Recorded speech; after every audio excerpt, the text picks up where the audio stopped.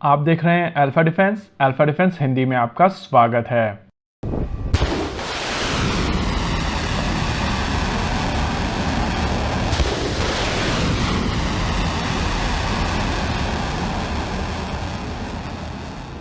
आज के इस वीडियो में हम लोग बात करेंगे कल हुए ब्रह्मोस सुपरसोनिक क्रूज मिसाइल के टेस्ट के बारे में।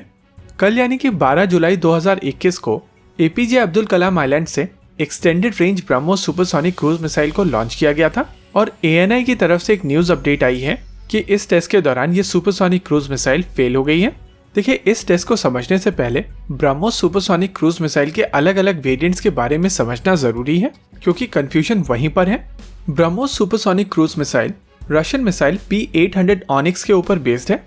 और baseline P-800 onyx 600 kilometre range वाली मिसाइल सिस्टम है, लेकिन MTCR के तहत इस मिसाइल सिस्टम को एक्सपोर्ट नहीं किया जा सकता था और इसी वजह से इस मिसाइल के बेसिस पर ब्रह्मोस सुपरसोनिक क्रूज मिसाइल बनाई गई थी, जिसकी रेंज 290 किलोमीटर की थी। क्योंकि इसको MTCR नॉर्म्स के अंदर रखा जाना था, इस वजह से इस मिसाइल सिस्टम की रेंज 310 किलोमीटर कम की गई थी।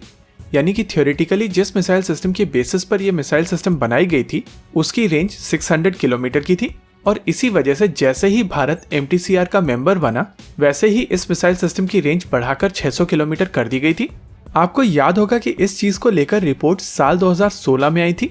और भारत के MTCR मेंबर बनते ही रशिया की तरफ से यह रेंज एक्सटेंशन प्रोग्राम अप्रूव कर दिया गया था। लेकिन क्योंकि भारत की तरफ से इस सुपरसोनिक क्रूज मिसाइल सिस्टम में इंडिजिनस कंपोनेंट को बढ़ाए जाने की कोशिश की जा रही है,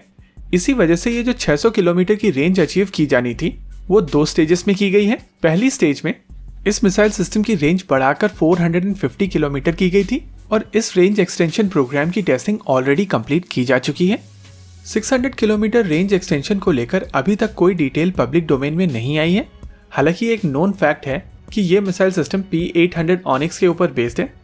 और इम्प्रूव्ड ऑनिक्स की रेंज 800 किलोमीटर्स की है और इसी वजह से अगर ये टेस्ट फेल भी होता है तो इसमें कोई बड़ी परेशानी वाली बात नहीं है, क्योंकि P-800 ऑनिक्स ऑलरेडी एक प्रूवन डिजाइन है और अगर ये कल का टेस्ट फेल हुआ भी है तब भी यहाँ पर बहुत ज्यादा सोचने की जरूरत नहीं है। कल जो टेस्ट किया गया था उसको लेकर जो एरिया वार्निंग रिलीज की गई थी वो 756 किलोमीटर्स की थी, यानी कि जो मिसाइल सिस्टम टेस्ट की जानी थी उसकी रेंज 600 किलोमीटर से ज्यादा की होनी थी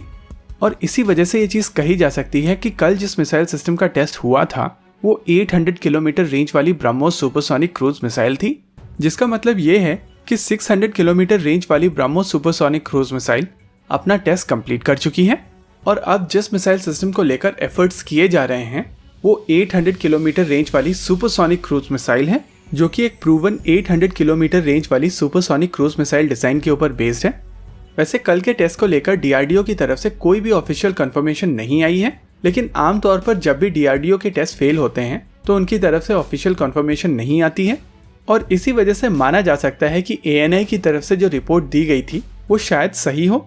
ऐसी सूरत में भी कोई बहुत बड़ी परेशानी वाली बात नहीं है, क्योंकि ये 800 किलोमीटर रेंज वाली मिसाइल सिस्टम का पहला टेस्ट था और जैसा कि हम लोग वीडियो में पहले कह चुके हैं कि DRDO की तरफ से कोशिश की जा रही है कि इन मिसाइल सिस्टम्स में ज़्यादा से ज़्यादा इंडिजिनस कंपोनेंट हो। तो ऐसी स्थिति में ये DRDO के लिए काफ़ी आसान होगा कि प्रॉब्लम को सिंगल आउट करके रेक्टिफाई किया जा सके, स्पेशली तब जब आपका बेस डिज़ाइन ऑलरेडी एक वर्किंग डिज़ाइन है और इस बेस डिज़ाइन को ऑलरेडी कई बार 800 किलोमीटर रेंज के लिए टेस्ट किया जा चुका है।